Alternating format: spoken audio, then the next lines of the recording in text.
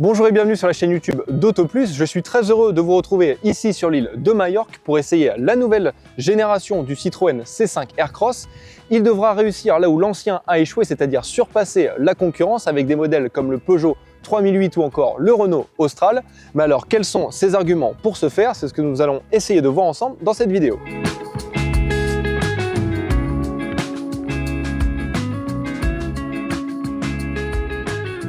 Bien qu'il soit en concurrence directe avec son cousin de la marque Olion, le Peugeot 3008, ce C5 Aircross partage pas mal de points communs avec ce dernier. Ils reposent tous deux sur la plateforme multi-énergie du groupe Stellantis, baptisée STLA Medium. Grâce à cette dernière, ce C5 Aircross propose aussi bien des motorisations hybrides que des motorisations 100% électriques, et ça c'est une première sur ce modèle. Côté dimension, ce C5 Aircross est 15 cm plus long par rapport à l'ancienne génération pour atteindre 4,65 m. Avec ce gain, l'empattement est plus important de 6 cm pour atteindre 2,78 m. C'est le plus imposant parmi tous ses concurrents directs, notamment en longueur. On n'en attendait pas moins du vaisseau amiral de chez Citroën.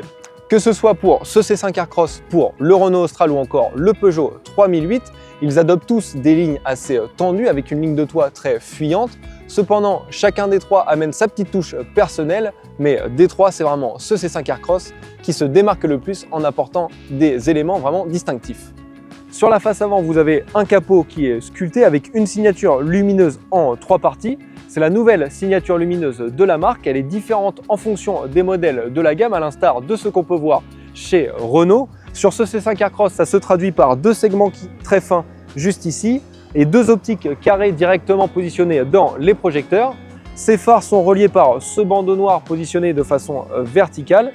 Il est coupé en deux par le nouveau logo de la marque au chevron. Et enfin, vous avez cette petite partie qui est ouverte et qui vient refroidir le moteur thermique, chose qui est inexistante sur les versions électriques. De profil, ce C5 Aircross assume clairement son style de SUV avec des lignes quand même très marquées. Vous avez même des passages de roues assez musclés, voire presque carrés. Il accueille des jantes de 20 pouces qui sont en option. C'est une première sur ce modèle, même si là, nous avons droit à des jantes de 19 pouces. Chose tout à fait étonnante, Citroën a décidé de garder des poignées de porte classiques pour ce modèle, même pour les versions électriques, à l'heure où tous les constructeurs préfèrent des poignées de porte affleurantes pour leur modèle. Et enfin, un petit mot sur la ligne de toit qui vient s'incliner juste ici, derrière la deuxième rangée de sièges. Cela permet d'améliorer le flux aérodynamique sans forcément rogner à l'espace à bord. Mais on va pas se mentir, la grosse nouveauté sur ce C5 Aircross, ce sont ces ailettes qui servent à rediriger le flux d'air vers l'arrière de la voiture. Ces ailettes, Citroën les appelle des Light Wings, elles légères en français, mais elles servent surtout à donner une vraie personnalité, un vrai caractère au C5 Aircross qui est immédiatement reconnaissable. Pour le reste, il reprend les mêmes codes stylistiques qu'à l'avant avec cette signature lumineuse en trois parties. Vous avez ce bandeau noir, l'immense logo de la marque présent juste ici. Vous avez le nom Aircross écrit en toutes lettres et le petit badge C5 présent juste ici.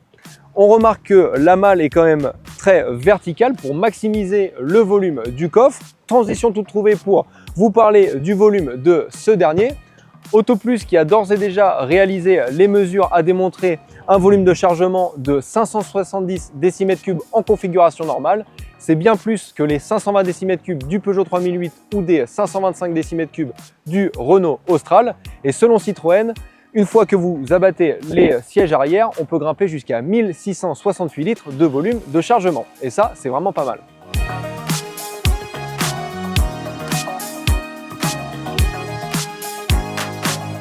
Une fois à l'intérieur de ce C5 Aircross, on remarque vraiment une réelle évolution par rapport à l'ancienne génération. Vous avez un dessin qui est quand même très épuré. Vous avez pas mal d'éléments en tissu, comme juste ici sur la planche de bord, mais également sur les contreportes. On regrettera cependant une qualité des matériaux qui est un peu moindre par rapport à ce que peut proposer la concurrence, avec notamment la présence de plastique dur comme ici sur la partie basse de la console centrale, mais également sur la partie haute de la planche de bord. Cependant, on se rassurera en se disant que la qualité des finitions est quand même au rendez-vous. Une fois au poste de conduite, comment ne pas évoquer ce qui saute aux yeux tout de suite, et c'est cet écran de 13 pouces. C'est le plus grand écran jamais installé à bord d'une voiture de chez Stellantis. Grâce à un petit effet de style, on a vraiment l'impression que cet écran flotte au centre de la planche de bord. Ça, c'est vraiment sympa comme petit détail. La particularité de cet écran, c'est que vous avez ce bandeau juste en dessous ici qui permet de régler la climatisation. et qui restera allumé à chaque fois. Pas besoin d'aller dans des sous-menus pour pouvoir régler la climatisation et ça c'est quand même très bien pensé. Le conducteur profitera également d'un écran d'instrumentation de 10 pouces pour toutes les informations relatives à la conduite, mais également d'un affichage tête haute qui est grand et qui affiche aussi de la couleur et qui est entièrement paramétrable directement dans cet écran central. Qui dit voiture familiale dit évidemment rangement à bord et vous en avez pas mal ici sur la partie avant avec notamment ce grand espace sous la console centrale avec deux porte-gobelets. Vous avez un petit rangement qui est caché juste ici.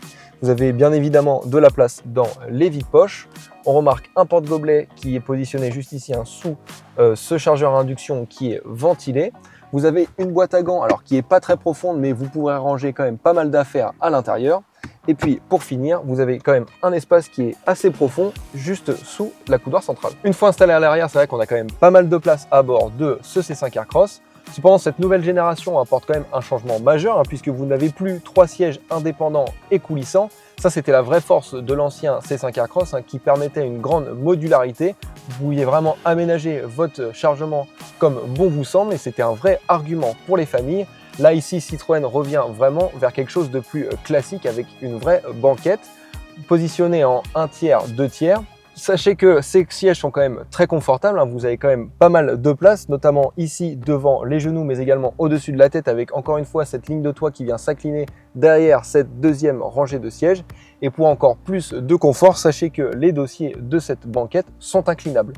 Enfin, on pourra évoquer le volume de chargement à l'arrière de ce C5 Aircross. Vous avez quelques petits éléments juste ici, mais également un rangement pour votre smartphone derrière les dossiers des sièges. Bien évidemment, on retrouve les vides-poches aussi à l'arrière.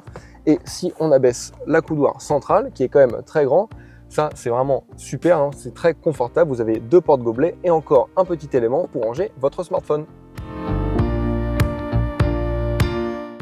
Allez, on a pris la route au volant de ce C5 Aircross et autant vous le dire tout de suite, on est vraiment rassuré. Ce C5 Aircross, bien qu'il partage sa plateforme avec le 3008, c'est bel et bien une Citroën et ça c'est dû notamment à ses suspensions à butée hydraulique si chères à la marque qui apportent vraiment un haut niveau de confort. Vous avez un comportement qui est ultra doux et ça c'est vraiment très agréable.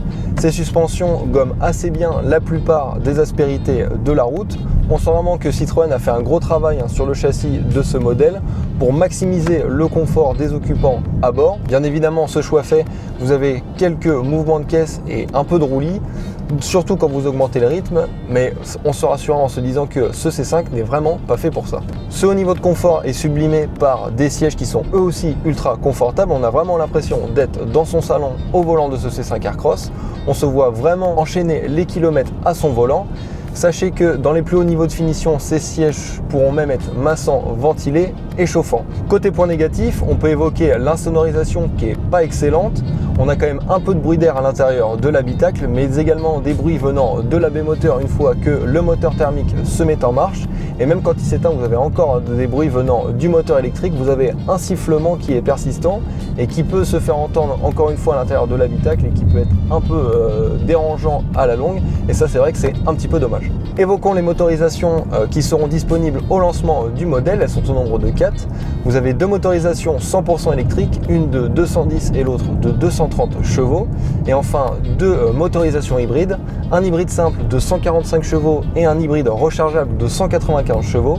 C'est cette dernière version que nous avons à l'essai aujourd'hui. Cette motorisation est couplée à une boîte automatique à double embrayage à 7 rapports qui est quand même assez douce. Cette version propose 3 modes de conduite différents. Vous avez un mode hybride qui alterne automatiquement entre le moteur thermique et le moteur électrique en priorisant toujours ce dernier pour faire baisser les consommations. Vous avez un mode 100% électrique afin de rouler en mode zéro émission jusqu'à 135 km/h.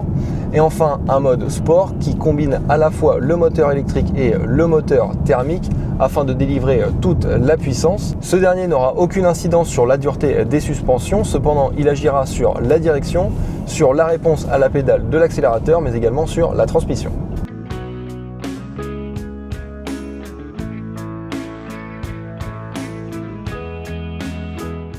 L'un des principaux arguments de ce C5 Aircross par rapport à la concurrence, c'est bien évidemment ses tarifs. Sachez qu'en Finition You, le premier niveau de finition dans la gamme du modèle est équipé de la motorisation de 145 chevaux. Il est proposé à partir de 34 990 €. C'est 2 000 € moins cher que le Peugeot 3008 à motorisation et finition équivalente. Est-ce que ces différences de tarifs vont vraiment permettre à ce C5 Aircross d'écraser la concurrence et à véritablement s'imposer sur son segment? C'est toute la question qui est posée aujourd'hui. Moi, la question que j'aimerais vous poser, c'est qu'est-ce que vous pensez vous de ce modèle Citroën C5 Aircross? Pour cela, rendez-vous dans l'espace commentaire sous cette vidéo. Quant à moi, je vous invite à vous abonner à la chaîne YouTube d'AutoPlus ainsi qu'à nous suivre sur tous nos réseaux. À très vite.